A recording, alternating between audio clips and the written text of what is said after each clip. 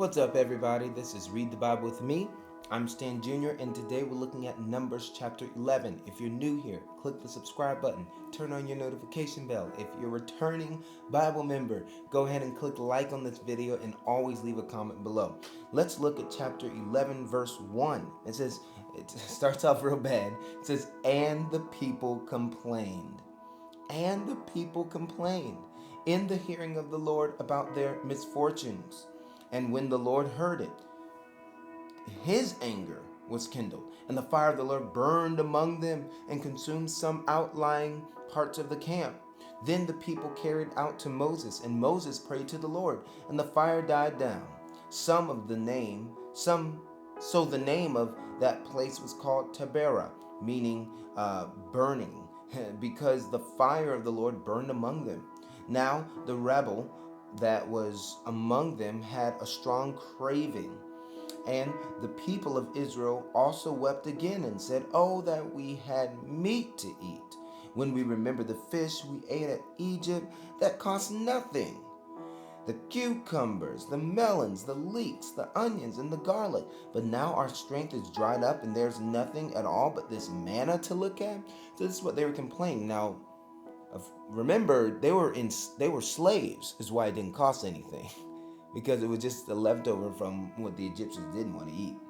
And so they gave them that to keep them healthy so that they can continue working as slaves.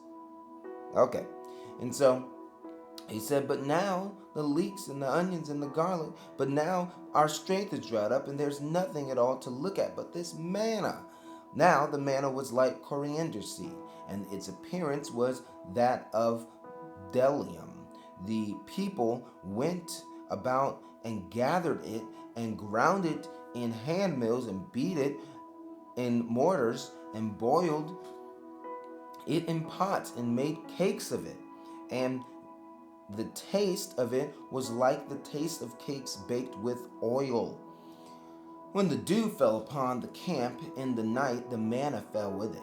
Moses heard the people weeping throughout their clans, everyone at the door of his tent, and the anger of the Lord blazed hotly, and Moses was displeased. Moses said to the Lord, Why have you dealt ill with your servant?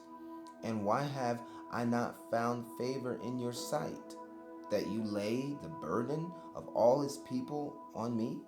Did I conceive all this people? Did I give them birth, that you should say to me, Carry them in your bosom? And as a nurse carries a nursing child to the land that you swore to give their fathers? Where am I to get meat to give to all these people? For they weep before me and say, Give us meat that we may eat. I'm not able to carry all this people alone. The burden is too heavy for me. If you will treat me like this, kill me at once. If I find favor in your sight, that I may not see my wretchedness. Moses was becoming overwhelmed with these people.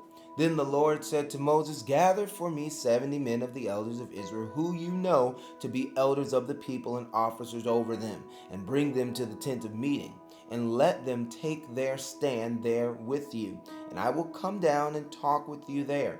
And I will take some of the Spirit that is on you and put it on them, and they shall bear the burden of the people with you, so that you may not bear it yourself alone. And say to the people, Consecrate yourselves for tomorrow, and you shall eat meat, for you have wept in the hearing of the Lord, saying, Who will give us meat to eat? For it is better for us in Egypt. Therefore the Lord will give you meat, and you shall eat. You shall not just eat 1 day, or 2 days, or 5 days, or 10 days, or 20 days, but the whole month, until it comes out of your nostrils and becomes loathsome to you, because you have rejected the Lord who is among you, and have kept or wept before him, saying, Why did we come out of Egypt?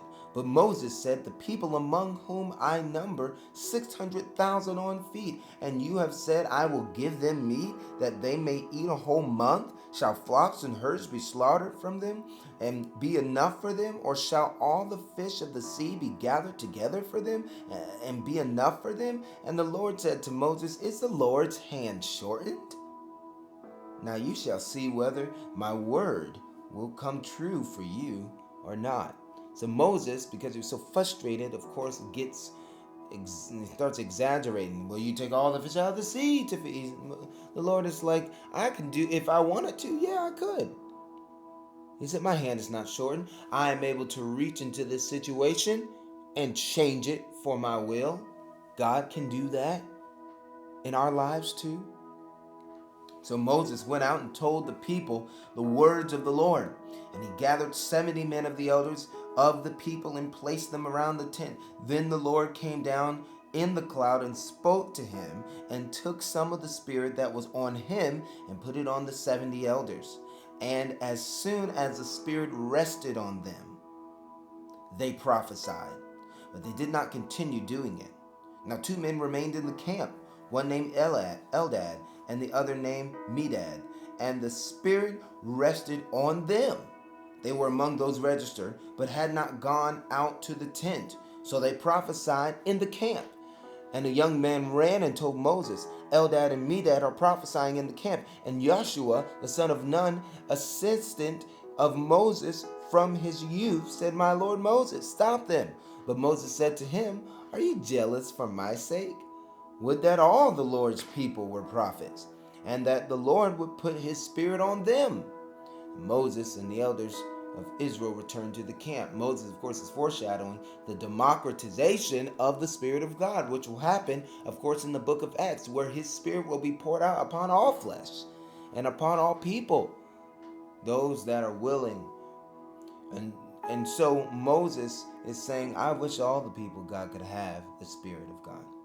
Then a wind came from the Lord. It sprang up and it brought quail from the sea and let them fall beside the camp. But about a day's journey on the side of the day's journey, on the other side around the camp, and about 2 cubits above the ground. And the people rose all that day and all night and all the next day and gathered the quail. And those who gathered least gathered 10 homers, and they spread them out for themselves all around the camp. While the meat was yet between their teeth before it was consumed, the anger of the Lord was kindled against the people, and the Lord struck down the people with a very great plague.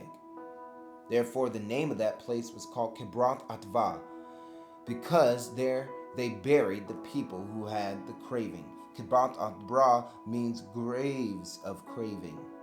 From Kibroth Atva, the people journeyed to Hazeroth, and they remained at Hazeroth.